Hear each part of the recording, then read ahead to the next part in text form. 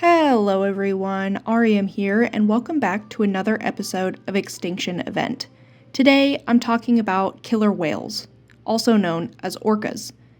Killer whales are generally on the decline throughout their entire population, but some localities and subspecies are at significantly more risk for extinction than others.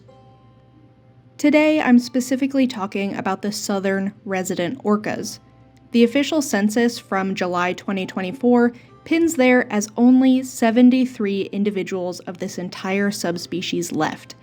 Now, there was a calf born in September that would bring the number up to 74, but the calf seemed sickly and it's unclear as to whether or not it's still alive today. It should be noted that I am recording the audio for this episode in November 2024, so it's very possible that more news about this sickly calf has come out since then, but at the moment it's believed that this calf is missing and potentially dead, leading to, again, only 73 members of this subspecies alive in the whole world. Killer whales as a whole are very interesting because they are one of the few matriarchal mammal species on Earth, where the females lead the family group. Other well-known matriarchal animals include spotted hyenas and elephants, but overall, compared to patriarchal societies, matriarchs are relatively uncommon. The matriarchal system is strong across all killer whale species, but it's especially strong in southern resident orcas and other smaller isolated subspecies. In these cases, the matrilines, or maternal bloodline, of these families can remain strong and unchanged in a pod for decades. In an attempt to better understand orca matrilines and protect these southern resident orcas, the genetics of their pods are very heavily studied. There are 3 pods of southern resident orcas still alive: the J pod, the K pod, and the L pod.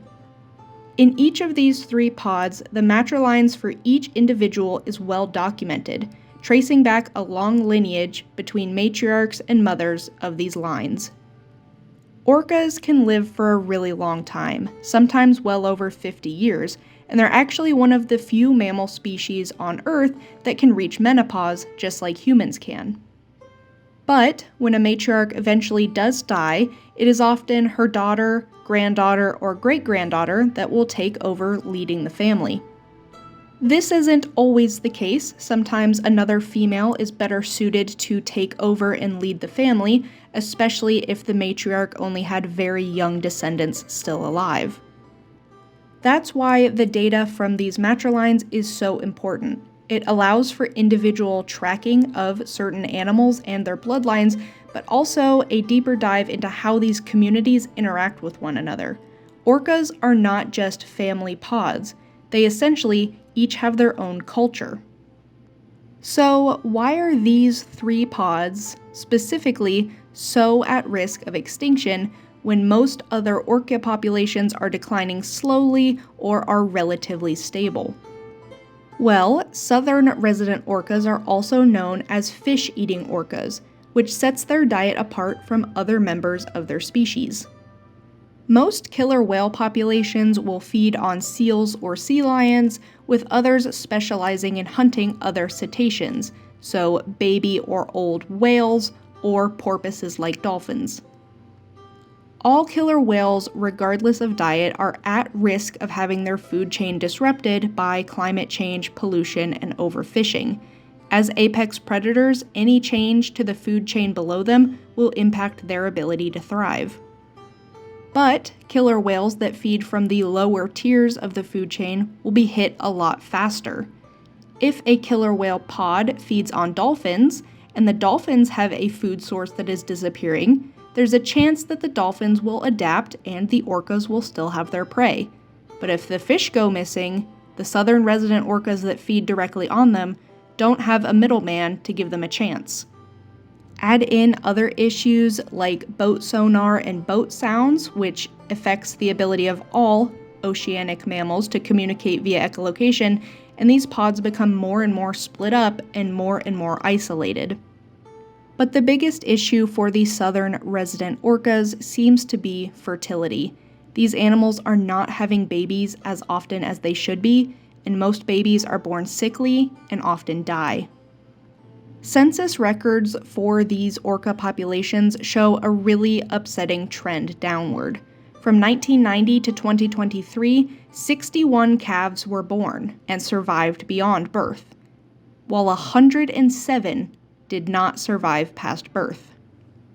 The 2024 census showed that 5 pregnancies did not result in births at all, and the one baby that I did mention earlier again was very sick and is at the moment missing. In fact, this census showed that there were more deaths in this period than live births. This means that southern resident orcas are an aging population. There are more old orcas than there are babies to grow up and replace them. So even if the elders only die from natural causes, not caused by pollution or boat impacts, they still are not being replaced at a rate that can sustain the population. So while it's unclear why these specific pods are declining so rapidly, especially in their fertility, there is a huge amount of research being done to try and protect and manage these orcas.